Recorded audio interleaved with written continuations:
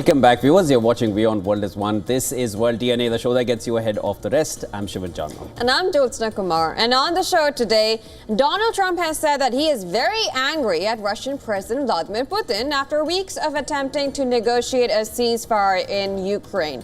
Now, in an interview with the NBC News, the president said he was very angry with Putin for attacking Ukrainian President Volodymyr Zelensky's credibility and threatened to impose a 50% tariff on countries buying Russian oil if he did not agree to a ceasefire. We'll bring you all the details on that on the show.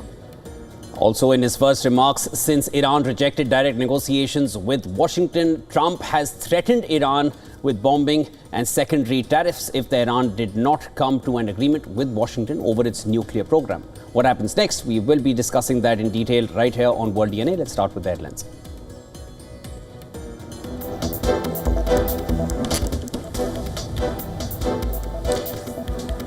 U.S. President Donald Trump says Ukraine's Volodymyr Zelensky would have big problems if he tries to back off from a deal to sign over minerals rights.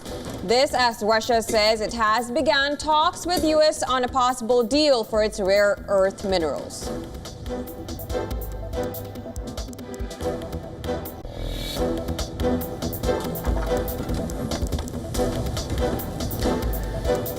Trump tells NBC News that Iran will be bombed if it does not make a deal and persists in developing nuclear weapons. Trump also threatens to punish Iran with what he called secondary tariffs.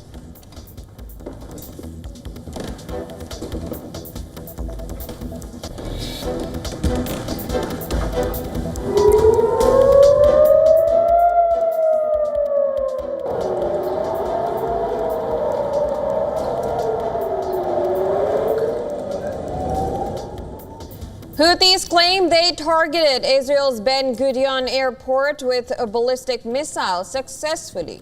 Israel Defense Forces claim they intercepted the missile before reaching Israeli territory.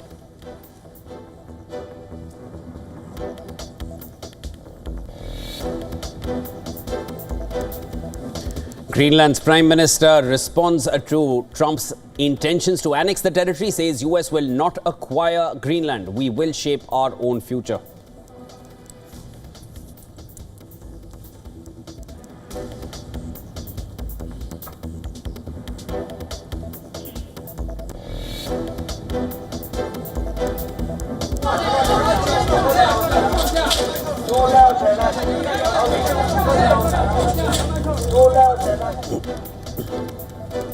Rescuers race against time to locate survivors as Myanmar's death toll rises to 1,700.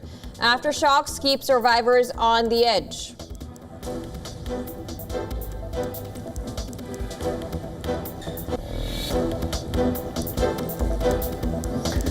The iconic Eiffel Tower lights up in blue for the SOS Ocean Summit being held in Paris.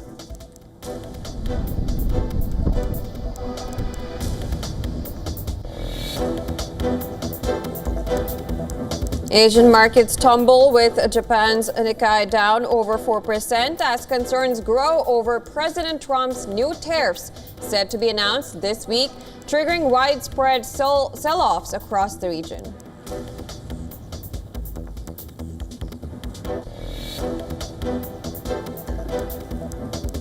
Barcelona fired 4 past Girona in the Catalan derby. The victory restores a 3-point lead at the top for Hansi Flick's side.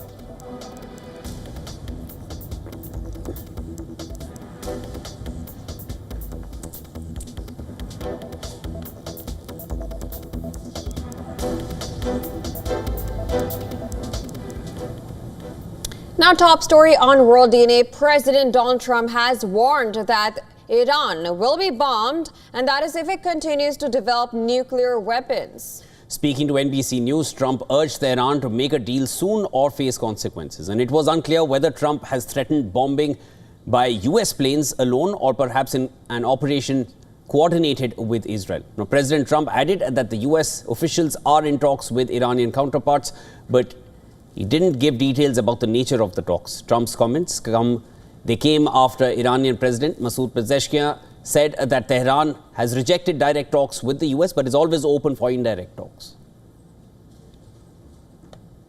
The response by the Supreme Leader to Donald Trump's letter was delivered to the U.S. contact in Oman by our brother, Dr. Abbas Araghchi.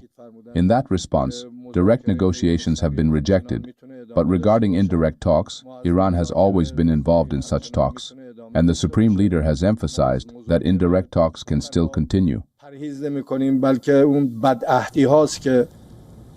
According to Tehran Times, Iran's armed forces have readied missiles with the capability to strike U.S.-related positions amid ongoing threats of military action from President Trump. Now, according to the Tehran Times report, a significant number of these launch-ready missiles are located in underground facilities scattered across the country, designed to withstand airstrikes.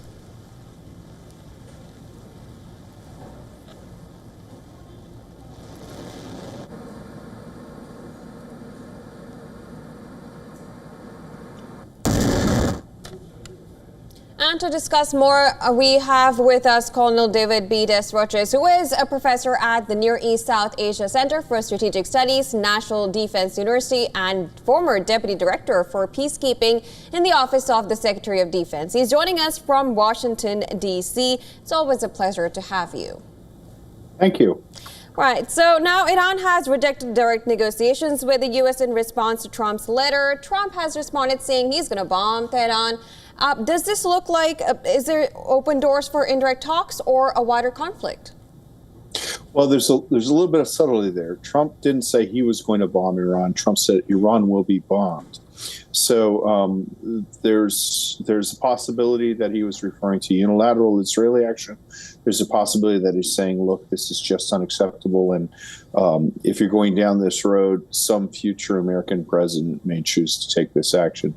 So I think that there is a considerable room for maneuver here and negotiations. I think that the Iranians will, if they cannot enter in direct negotiations, they're always open to doing it through an intermediate such as Oman, which has done this in the past. And Trump generally, because his personality tends to obscure this, but he has been willing to listen to people on this subject in the past. I mean, in his first term, he did not impose maximum pressure. He did not withdraw from the JCPOA until 13 months before the end of his term. So the condition is not as bleak as it may seem at first. Colonel, it's interesting that you marked that difference, that he said Iran would be bombed. He didn't say US would be there to bomb. But that's essentially what I wanted you to elaborate a little further. US is already involved with the encounters going on with the Houthis in that region. What are the chances that US gets into a direct encounter with Iran, or do you feel the chances are higher for Israel? And just an extension to that, even if that becomes the case, US is anyways involved with the Houthis, and if Israel gets involved in another encounter with Iran, what kind of impact will that have in the entire West Asian region? Good question. So Iran, let me go backwards. So Iran has said that if they are attacked, they will attack every place that cooperates with the United States. So that's not just the states of the Arabian Peninsula, that's also Israel, that's also Jordan, that's also Turkey, that's also possibly Cyprus, and the base on Diego Garcia in the Indian Ocean. So that's a pretty, and they do have a missile, an impressive missile arsenal that can cause a lot of trouble, at least in the littoral of the Arabian Gulf between Iran and the Arab states. The next question is, with the possibility versus Yemen versus Iran, it is possible that the U.S. can conduct a strike on Iran. I think that it would probably be initially focused not at the nuclear facilities, but rather at the missile facilities in order to prevent just this sort of regional conflagration. Iran's strategy of burying missiles in deep space is questionable as to its efficacy. The greater concern is if the missiles are distributed around the country. Iran probably has already done that.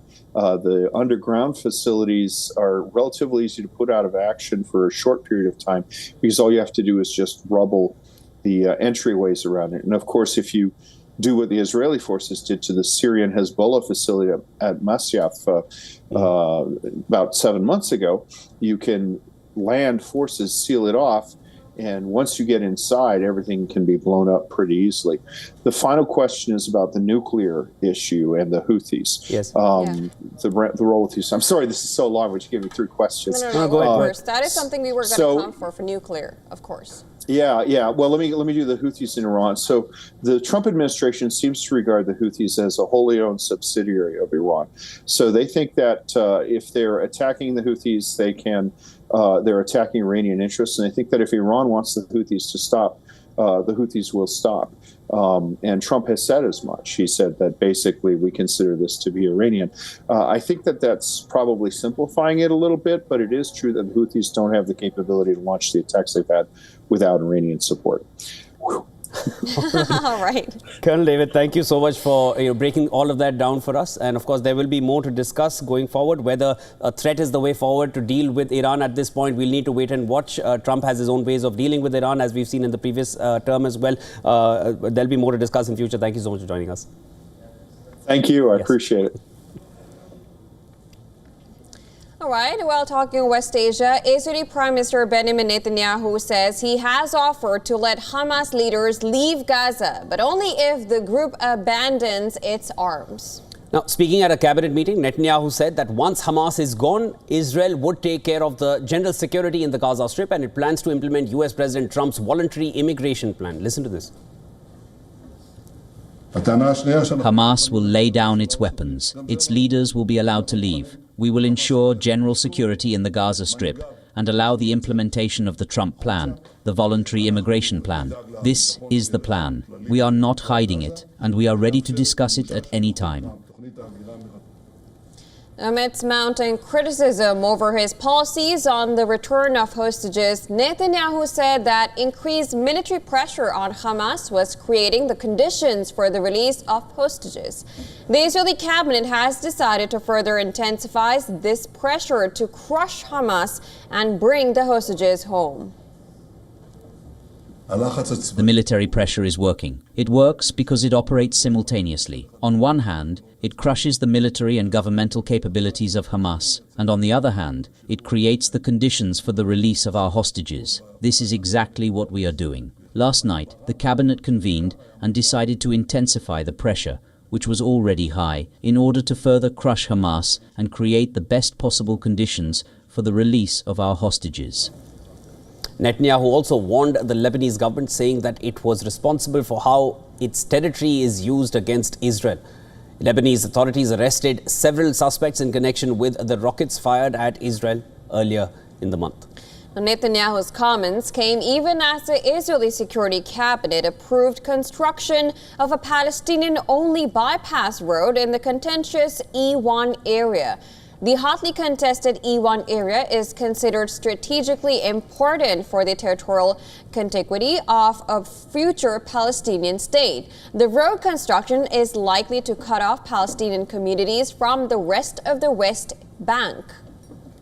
Now, amidst all of these developments, Saudi Crown Prince Mohammed bin Salman met his Lebanese counterpart Nawaf Salam in Mecca. The meeting comes just days after Israel carried out its first major strike on Beirut in months. And over in Gaza, the Red Cross expressed anguish over the killings of 8 medics in an Israeli strike. The Palestine Red Crescent Society said it had recovered the 8 bodies after 7 days. According to the Red Cross, it was the single most deadly attack on its colleagues anywhere in the world since 2017.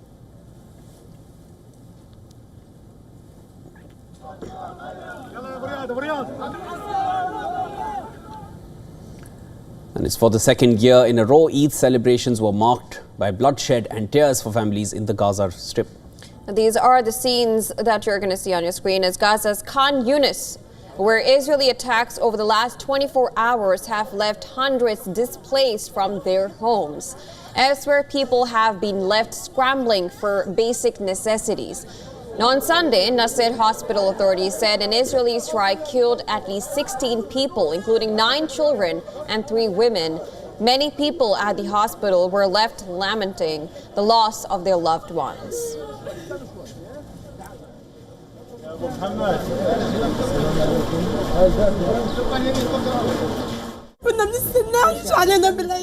We were waiting for them to come visit this Eid, but they died in their Eid clothes. Why did they do this to us? He was the most caring person. As for Eid, it's now just a regular day, not as it used to be in the past. It used to be festive and joyful in the past with family. Now, my husband is gone and my house is destroyed. Today is like any other day that passes. And close to Khan Yunis, Palestinians mourned and prayed for several people killed by Israeli strikes on displacement tents in Al-Mawasi. The Palestinian Health Ministry statement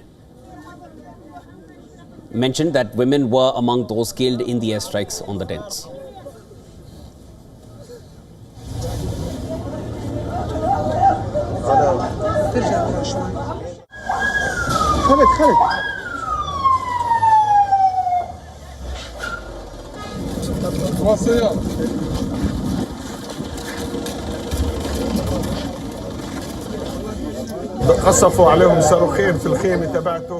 This is genocide and crime. It's obvious to the whole world. The world is watching us as if they are watching the PUBG game.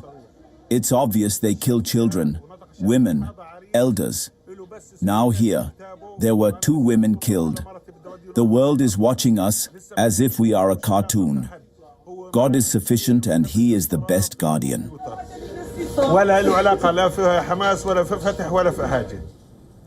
90% of the population has been displaced in Gaza since Israel launched its counteroffensive after the October 2023 massacre.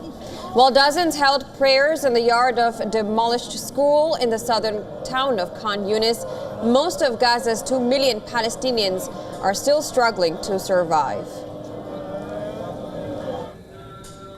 In Jerusalem, thousands of Palestinians gathered on Sunday at the Al-Aqsa Mosque compound to mourn the loss of their loved ones.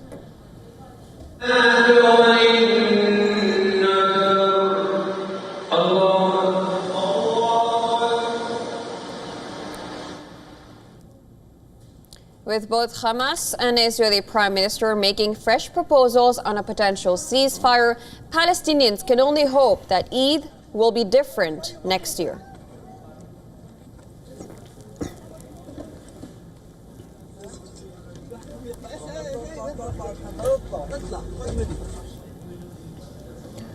And US President Donald Trump has threatened Russia with 50% tariffs on all Russian oil as he is very angry about Vladimir Putin's comments. Now, his comments came during a telephonic interview with NBC News. Trump said that he was miffed about Putin's recent attack on Ukrainian President Volodymyr Zelensky that questioned his credibility. The U.S. president warned that he would impose a 50% secondary tariff on countries buying Russian oil. Trump further said that he would put secondary tariffs on all oil coming out of Russia if he was unable to make a deal to stop the bloodshed in Ukraine, a conflict which he said was Russia's fault. The way to getting peace, I think President Putin wants peace. Now, Trump's comments signal a shift in his stance towards Russia and Putin. He has been attempting to secure a ceasefire deal between Russia and Ukraine ever since he came to power. As of now, however, his efforts seem to be failing as both the countries continue to engage each other on the battlefield. Now, contrary to Trump's statements, Russia's Sovereign Wealth Fund chief Kirill Dmitriev has said that Moscow and Washington are about to start talks on rare earth metals deal. Dmitriev said that rare earth metals were an important area for cooperation and that Russia has begun discussions on various rare earth metals and as well as other projects. Russia's lucrative offer on rare earth metals comes on the back of failed minerals deal with Ukraine that did not go through after Zelensky spat with Trump at the Oval Office. Now, the Ukrainian military on Sunday said that several of its troops were injured when a military hospital in Kharkiv was targeted by Russian drones.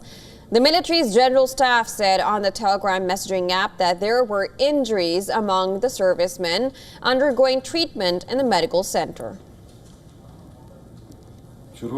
Once again, the Russian Federation has committed a crime in violation of international law the Geneva Convention, Annex No. 1, Articles 12 and 15, which prohibits the use of aerial weapons against civilian and military medical facilities and medical transport.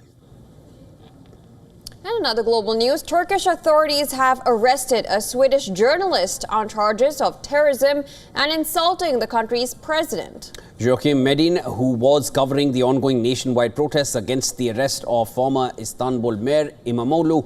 Joachim Medin was detained on Thursday in Istanbul. His wife, Sophie Axelsen, said that Medin is being falsely accused of terrorism and he reports for the newspaper Dragons ETC. In other developments, Turkish students called on authorities to release their friends who were detained and jailed pending trial for attending the mass protest against the arrest of dismissed Istanbul Mayor İmamoğlu. Misafirlerimizi sahil tarafına doğru davet ediyoruz.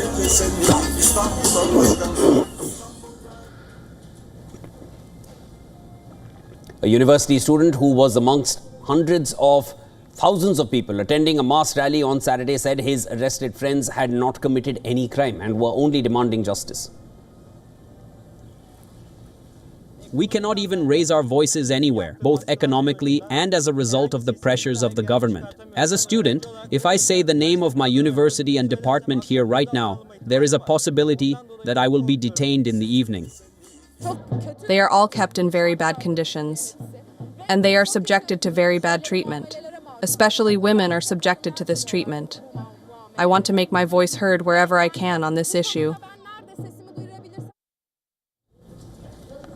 Earlier today, people gathered in huge numbers outside a mosque in Istanbul after the Eid prayers in the morning hours, denouncing the ongoing unrest in the country. I mean, let these events not happen. I want good politics, a good country, brotherly, comfortable. That's what I mean. I want a country like that. I don't want such uneasiness. Frankly, we are uneasy about this situation. Thousands of people nationwide heeded the opposition's protest calls since İmamoğlu was detained and then jailed last week pending trial on graft charges. The protests have been mostly peaceful, but nearly 2,000 people have been detained.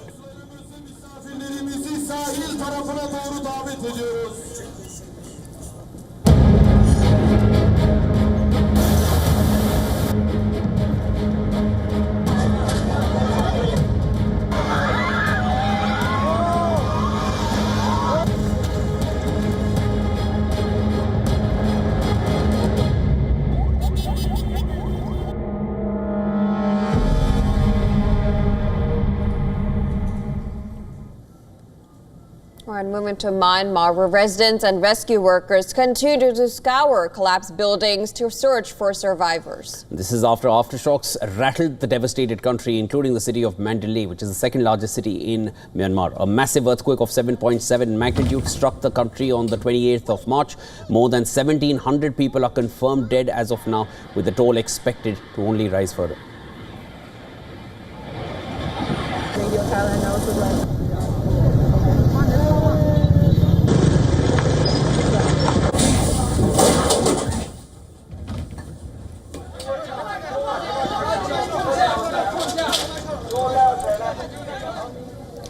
Heart-wrenching videos show rescuers trying to save lives stuck under the rubble for hours. In Myanmar's Mandalay, rescuers pulled a pregnant woman from a collapsed apartment block after more than 55 hours under the rubble. Her leg had to be amputated to rescue her from the rubble, but she was later pronounced dead after rescuers failed to resuscitate her.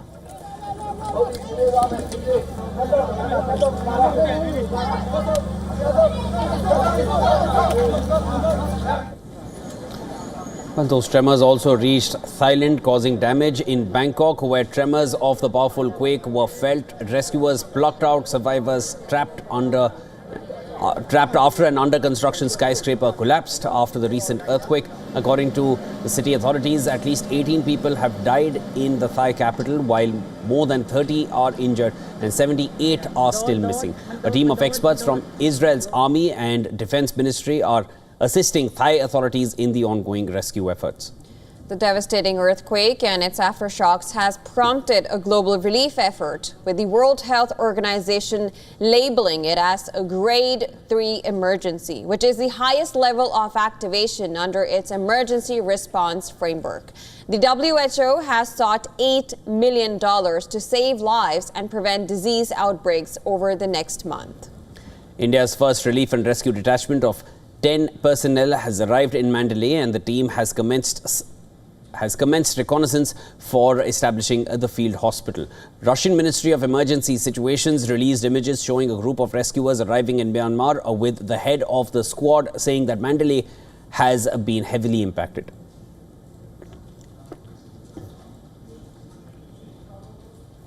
In Myanmar, the task of dealing with the aftermath of emergency situations is assigned to various ministries and agencies.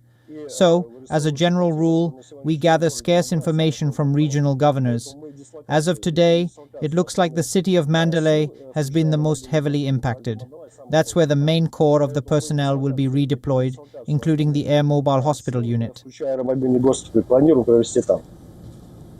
Now, the world has united for Myanmar, but the question remains, how long will it take to heal the wounds of this devastation? We will be tracking those developments for you closely. As of now, it's time for a quick break, but don't go anywhere. This is World DNA. Lots more on the other side when we come back. In an instance of reckless driving in India's Noida city, a red Lamborghini sports car allegedly hit two pedestrians on a footpath. We'll bring you a full report on that.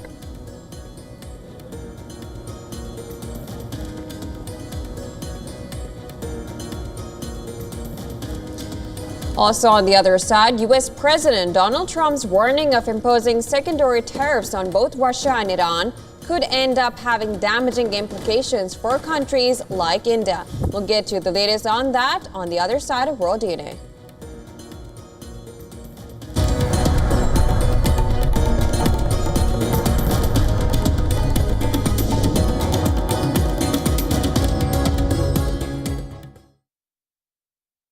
Talking the future of finance. Dive into the world of tokenization with me as we yield the power of tokenization. Discover the future of ownership, where I decode, demystify tokenization for you. Empowering the tokenized revolution. Get ready to dive for an in-depth look at tokenization. Busting the myths around tokenization. Catch me on Token Money Magnet. Token Money Magnet. Token Money Magnet. Token Money Magnet. Token Money Magnet only on WION.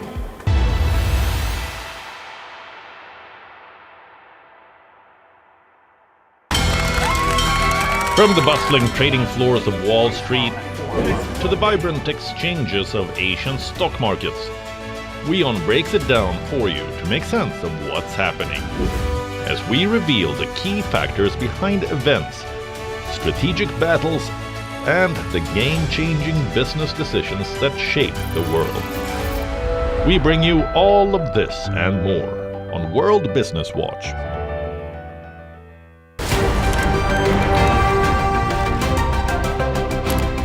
Ready to dive into your daily dose of news? Bringing you what's trending in the West and all that's setting trends in the East. And all of this served up with a side of insightful banter. We don't just bring you the latest stories. We bring you your talking points for the day. And while you do that, from the busy streets of New York, I will provide you with deeper insights on the developments through the course of the day in the U.S. The show that keeps you ahead of the global curve. A conversation you'd want to be a part of. A place where news becomes an engaging exchange. We bring you stories that impact your present. This is World DNA. Join the conversation.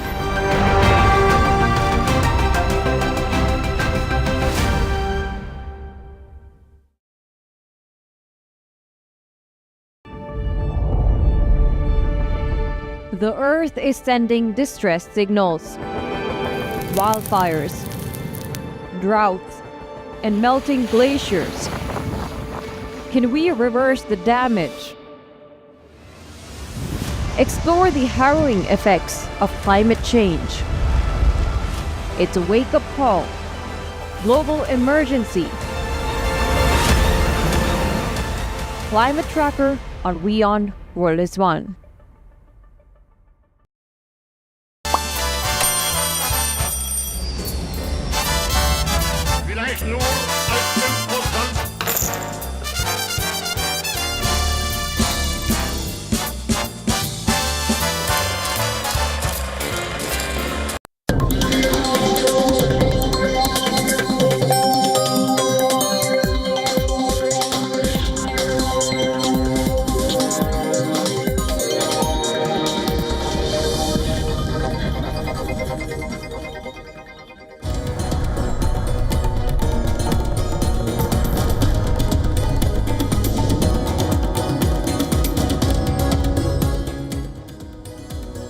Hello and welcome back. You're watching World DNA with me, Jyotsna Kumar, and my colleague Shivan Chanana. Lots lined up on this side of World DNA. Let's begin with the headlines.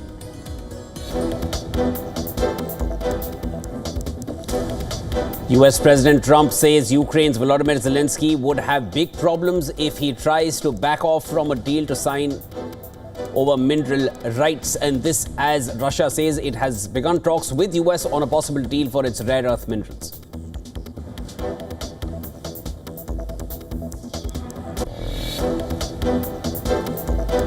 Report says Iran's armed forces have readied missiles with the capability to strike U.S.-related positions amid ongoing threats of military action from President Trump if Tehran does not agree to a new nuclear agreement.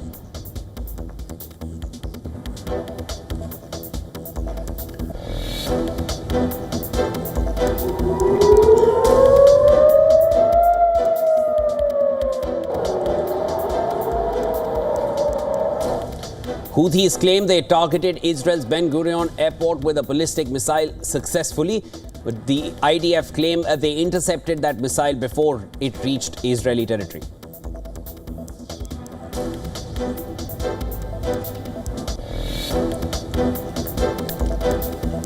Greenland's prime minister responds to President Trump's intentions to annex a territory, says U.S. will not acquire Greenland. We will shape our own future.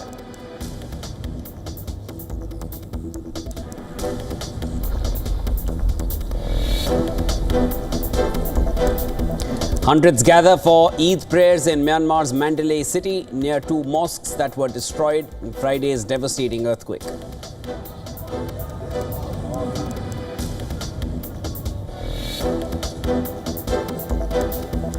Wall Street faces uncertainty with U.S. futures down ahead of President Trump's tariffs.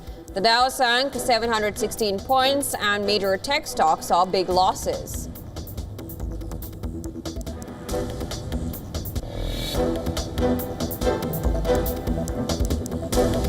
Barcelona fired 4 past Girona in the Catalan derby. The victory restores the 3-point lead at the top for Hansi Flick's side.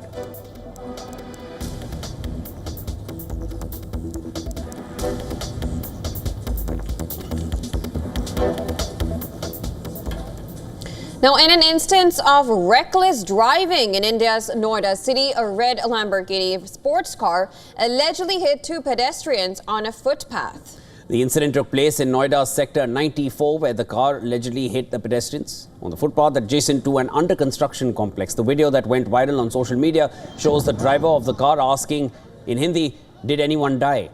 after the incident.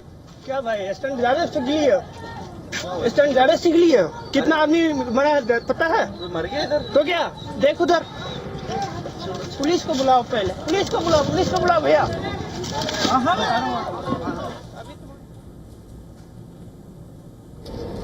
Following the incident, a case has been registered at the Sector 126 police station and further legal action is being taken. The driver has been identified as Deepak, who is a resident of Ajmer. He has been arrested and taken into custody. The car registered under the name of Mridul was also seized. According to report, the cops took the injured workers to a nearby hospital for treatment and are now out of danger.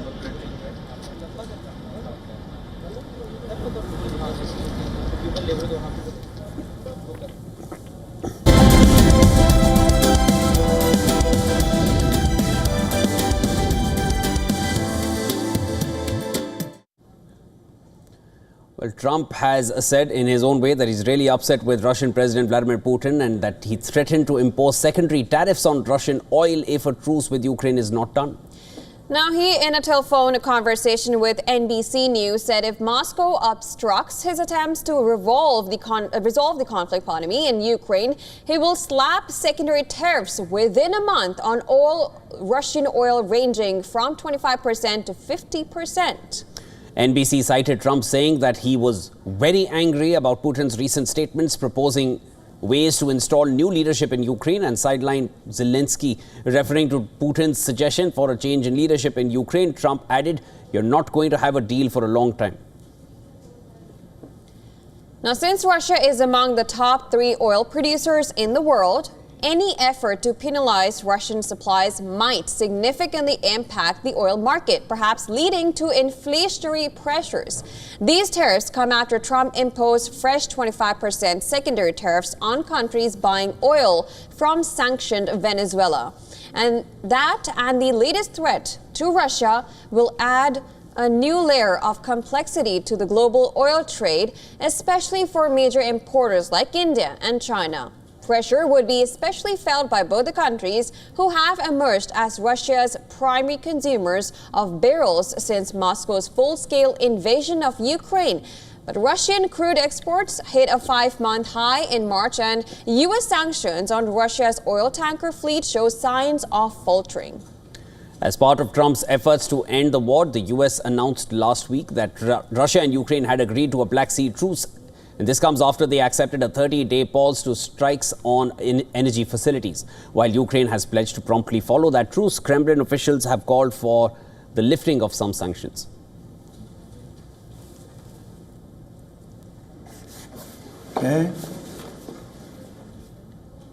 And while U.S. President Donald Trump's warning of imposing secondary tariffs on both Russia and Iran could end up having damaging implications for countries like India.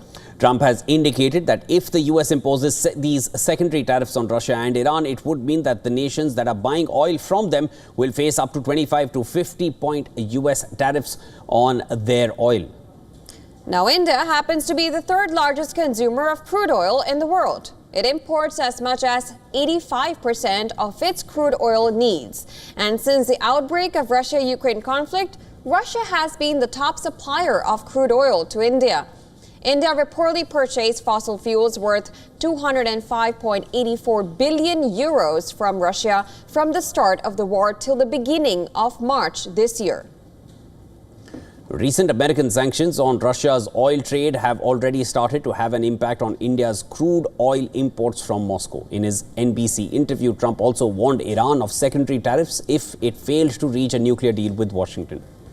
Well, again, India could be impacted, given that last year it signed a 10-year agreement with Iran's maritime organization to develop and operate the Shahid Beheshti port in Chabahar. Now, as part of the deal, India will invest $120 billion in the port's development and extend a $250 million credit window for infrastructure upgrades.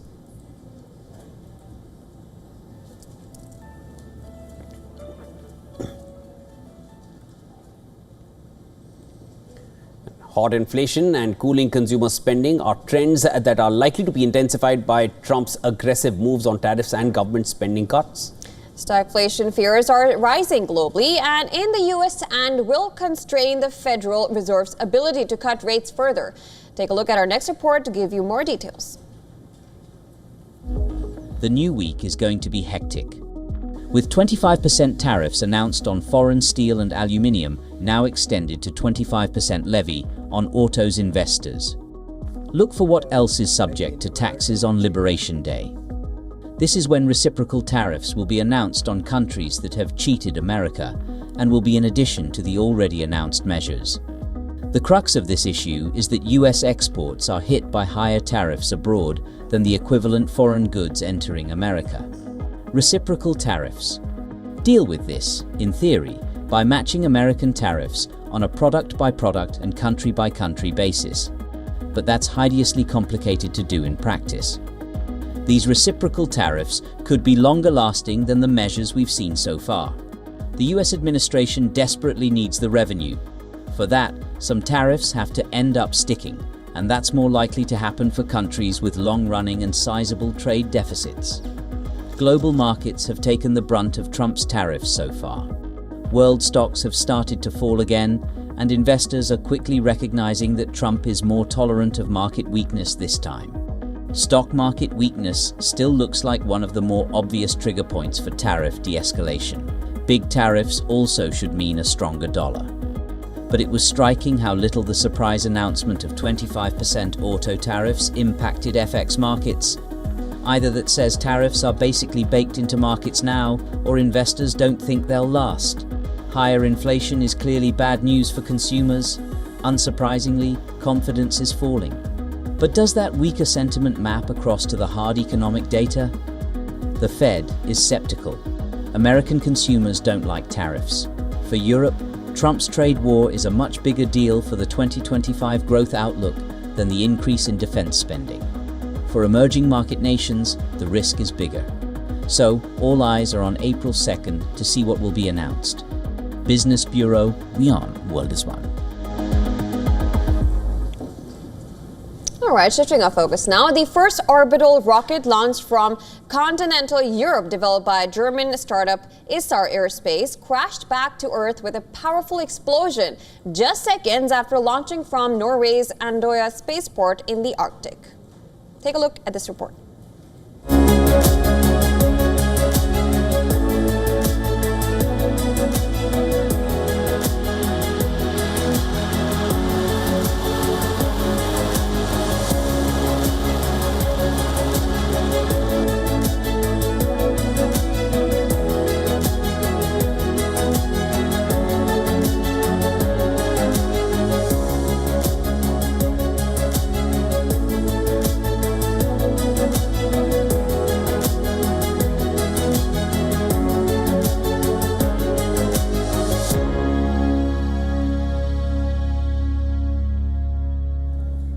The possibility of life on Mars has piqued curiosity of scientists for ages, and NASA's Perseverance rover, which has been hunting for signs of ancient life on the red planet, has stumbled upon a strange object. Now, these are the images that you see of the mysterious rock spotted by the Perseverance rover on your screens.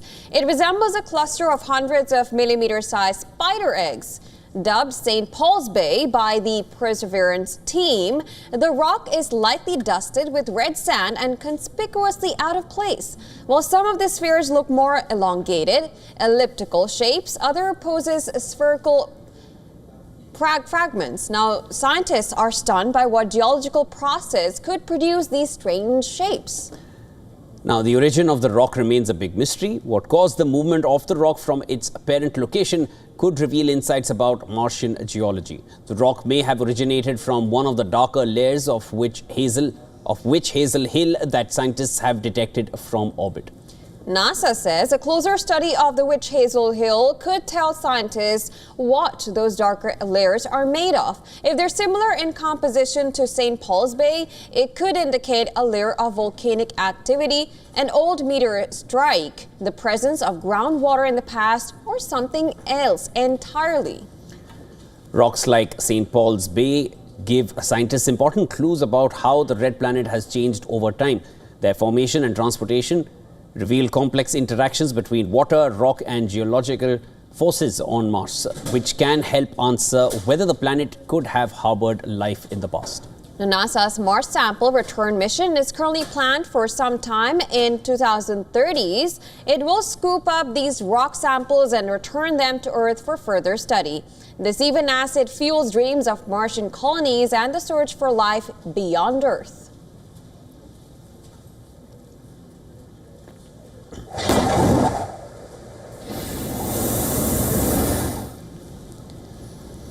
Well, healthy living could be a defense against Alzheimer's, and that's what a new study published in Nature Communications suggests. Now, while this is a known fact that Alzheimer's disease is largely linked to genes and age, the study says healthy living can turn back the bioenergetic clock for some people and give people more control on avoiding Alzheimer.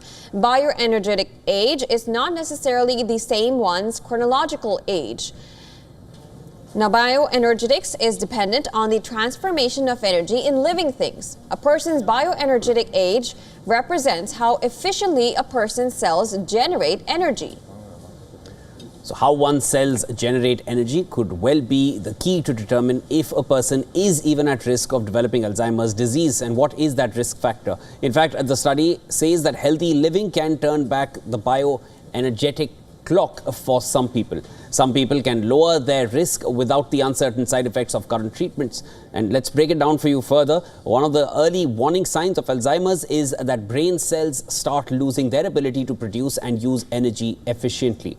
Reduced ability to metabolize Glucose, for example, is also a warning sign. However, people don't show the symptoms for years, and this delay between abnormalities in energy pathways and the onset of symptoms suggests a bioenergetic capacity. So those with a younger biometric energy are better at keeping energy levels up even when problems start. Now, hence, having a healthy lifestyle, for example, eating a plant-based diet and exercising, can help one to have a younger bioenergetic age. The study says that improving bioenergetic age may even curb the progression of Alzheimer's as efficiently as lecanemab, a prominent drug for treating the disease.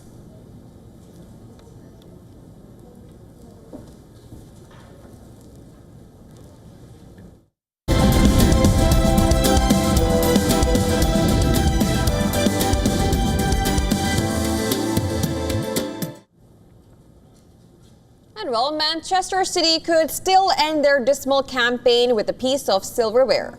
Citizens have reached the semi-final of the FA Cup with a come-from-behind 2-1 win against Bournemouth. City had a poor title defence in the English Premier League and are down in 5th place. They are also out of the Champions League and EFL Cup. The FA Cup is their only hope, but they had a poor start at the Vitality Stadium.